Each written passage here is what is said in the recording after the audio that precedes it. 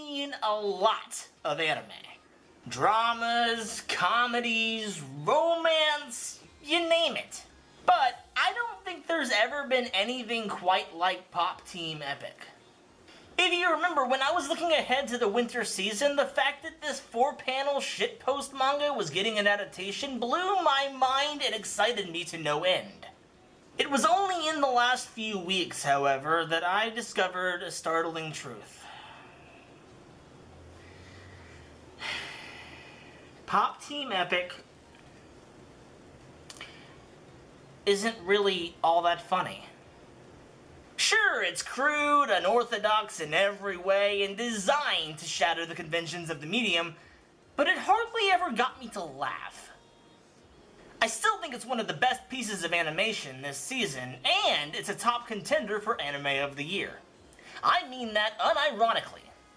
In order to explain what I mean, we need to take a look at the origins of the series. Pop Team Epic follows Popco and Pipimi, two hilariously profane 14-year-old girls as they get into absurd, ridiculous situations that generally reference other forms of media. I use the term follows lightly as there is absolutely no story to be followed, and the same can be said of the anime which just concluded its first season. It can be best described as shitposting memes for 2069 the manga, and now it's been turned into the most bonkers anime adaptation that takes any expectations I could have had and throws them out the window from 50,000 feet in the air. In the beginning, the series tries to disguise itself as a legitimate moe idol anime called Hoshi Iro Girl Drop, complete with its own opening that pokes fun at and references the genre, until it's interrupted by Popco and Pipimi's antics. Pop Team Epic then proceeds to get progressively more insane as the series devolves into nothing more than a variety show with a pair of clinically psychopathic overdoses of kawaii culture serving as the mascots. I was totally on board with the series' unique brand of internet humor for the first couple of episodes, but then I realized I wasn't laughing anymore. Truth be told, I wasn't really understanding a lot of the gags and references they were using, but I would suggest that's less the show's fault and more of a cultural divide. I was, however, still enjoying the series. I might have mentioned this in another video, but where the humor wasn't catching me, the pure, uncut aesthetic of the series was. Kamikaze Doga, who you may know as the studio that made the openings for the first 2 seasons of JoJo's Bizarre Adventure, is also the studio who was responsible for making Pop Team Epic's adaptation. It's apparent that, for a studio that has worked predominantly on opening and ending animations, this was one of their first major tries at series animation, but don't get it twisted, I mean that in the best possible way. Pop Team Epic is a series that needed a studio who was willing to be different, especially considering the author, Bukabu Okawa, was willing to do that with the original manga. In the anime, there are several times when the series will switch things up and employ different animation styles ranging from fantastic-looking 2D animation, to really fucked up 2D animation, to fantastic 3D animation, to analog styles like using yarn dolls to perform idol numbers, and need I go on? It's a series that knows what it wants to be and thoroughly succeeds at being it. It's also worth noting that the actual episodes are really only 12 minutes long, but are intentionally repeated to make them full length. But the biggest differences between the initial run and repeat are that the female actors switch with male actors and vice versa. Sometimes there are differences in the content that make watching the same episode over again worth it, but not often enough in my opinion. I wasn't a huge fan of the repeat, but at the same time, the concept of having male and female actors for Popco and Pipimi was so fascinating to me that it made it worthwhile. So, it's not all that funny, but it is worth watching for the aesthetic. Is that it? If I hadn't seen the final episode, there's a chance I might have ended this video here with a recommendation that if you'd like a simple, light comedy anime to sink your teeth into, this was the one for you. It's only after I finished the season and read between the lines that I believe they were intentionally doing something more with Pop Team Epic.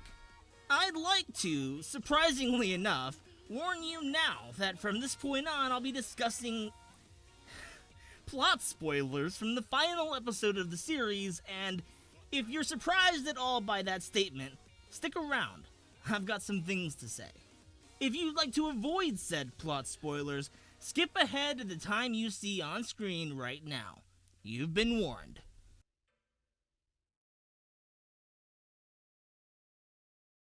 In the first episode of Pop Team Epic, we're introduced to the idol anime concept that is Hoshiiro Girl Drop, but, as I said earlier, it's interrupted by Popko and Pipimi shenanigans.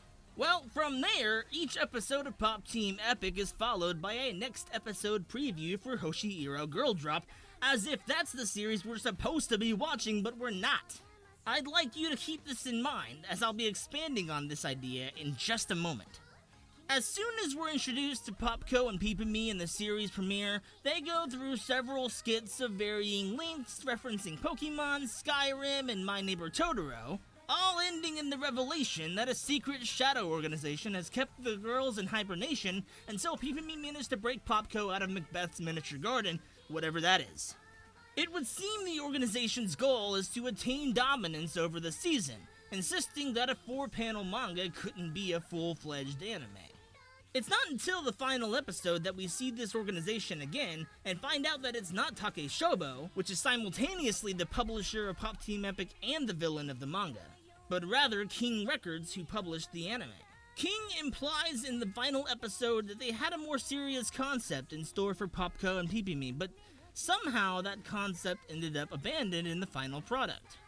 So, taking all that into consideration, was Pop Team Epic anything more than it appeared to be?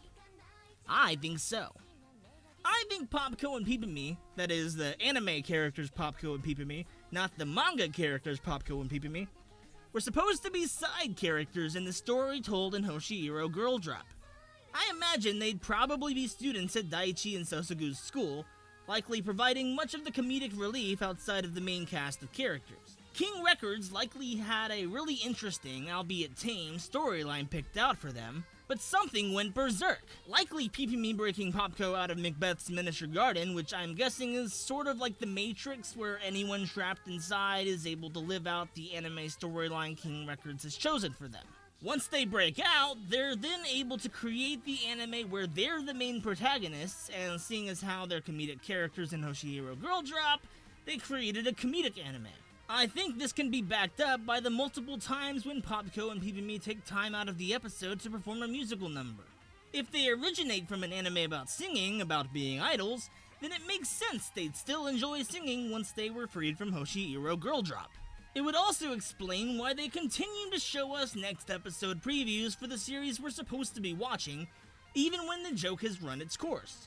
King Records has been trying and failing to get the ship back on course for 12 weeks now, and only once they realize the futility of their actions do they send hitmen after the girls in an effort to forcibly take back control.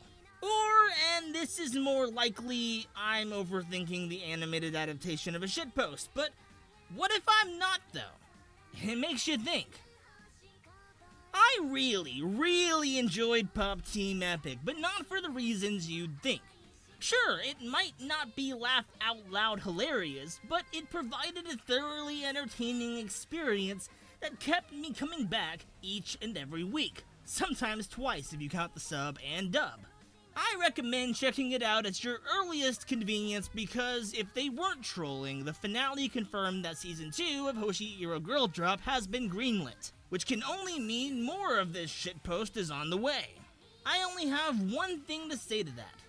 If anyone from Funimation happens to watch my videos, can I please cameo as Popko or Pipimi in the second season? Thanks! I'm giving Pop Team Epic a 1080p for consistently surprising me with pleasing aesthetic, relatively comedic stylings, and providing me with something new when I think of anime. Alright, it's your turn. What did you think about Pop Team Epic? Let me know down in the comments, or tweet me your thoughts at pixelation_. Here's the question of the day! If you could watch either Hoshiiro Girl Drop or Pop Team Epic, but not both, which would you pick? While you're answering that, consider subscribing if you'd like to see more content like this, and while you're at it, hit that like button to support the channel. Thanks for watching this episode of Anime Ambush. If you're new here, I post anime and gaming reviews and analysis content every week, as well as the occasional Let's Player stream.